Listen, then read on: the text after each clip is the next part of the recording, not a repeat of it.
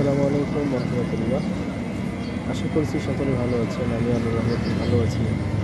তার মধ্যে দিয়ে একটু অসুস্থতা, জ্বর, সর্দি, কাশি, মাথা ব্যথা, গলা ব্যথা। 3 দিন যাবৎ সাধারণ ওষুধ খাচ্ছিলাম, কিন্তু কোনো কাজ হচ্ছিল না। তারপর সিদ্ধান্ত নিলাম যে পাশের ওই টাঙ্গাইশের সেখানে গিয়ে ঘুরে আসি। টাঙ্গাইশের যে অবস্থাগুলো রয়েছে আমরা তো জানতে পারি।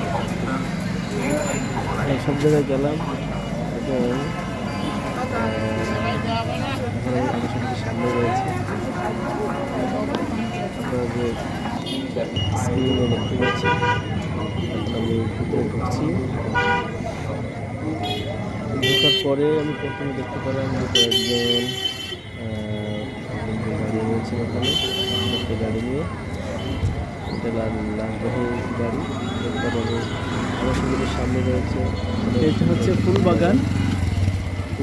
এখানে বিভিন্ন ফুল গাছ লাগানো হয়েছে দৃষ্টিনন্দন করার জন্য, চোখ জোড়ানোর জন্য। আর কিছু ভেষজের গাছ রয়েছে, সেটা ওই সাইডে আমরা একটু পরে সেখানে যাব।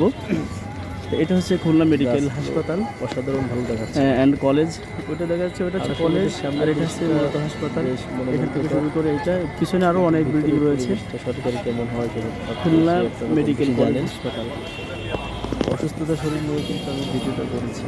এই জায়গাটাতে রয়েছে আপনার অ্যাম্বুলেন্স সহ যত যানবাহন, সেটা এখানে থাকে। এখান থেকে যাত্রীরা রোগী উঠানামা করায়।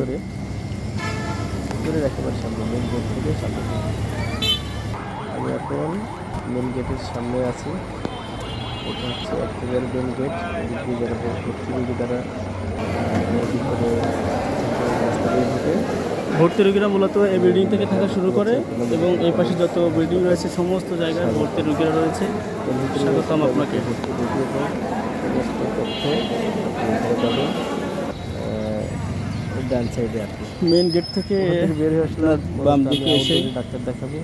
এখানে করেছে যে গাছগাছালিগুলো দেখা যাচ্ছে, দেখলাম যে এখানে বেশ এটা কিছু হচ্ছে ভেষজ বাগান, ভেষজ গাছ রয়েছে, ঔষধি গাছ বাগান। এখানে বিভিন্ন রকম ভেষজ রয়েছে। আসলে আমি এগুলো নামও জানি না, এখানে লেখাও নাই। অল্প কিছু কিছু গাছের নাম লেখা রয়েছে, জবা, বেলি, গাছ আমি দেখি নাই। অল্প কিছু সংখ্যক গাছ আমি দেখেছি, মেহেদি, ইত্যাদি গাছ রয়েছে যারা আমি নামও চিনি না, কিন্তু কোনো গাছের নাম এখান থেকে এসে নেম করে ফেললাম।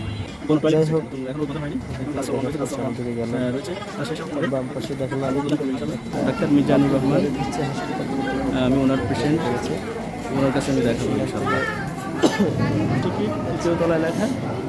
মহিলারা এখান থেকে টিকিট মেন গেট ক্রয় করে সংগ্রহ করে।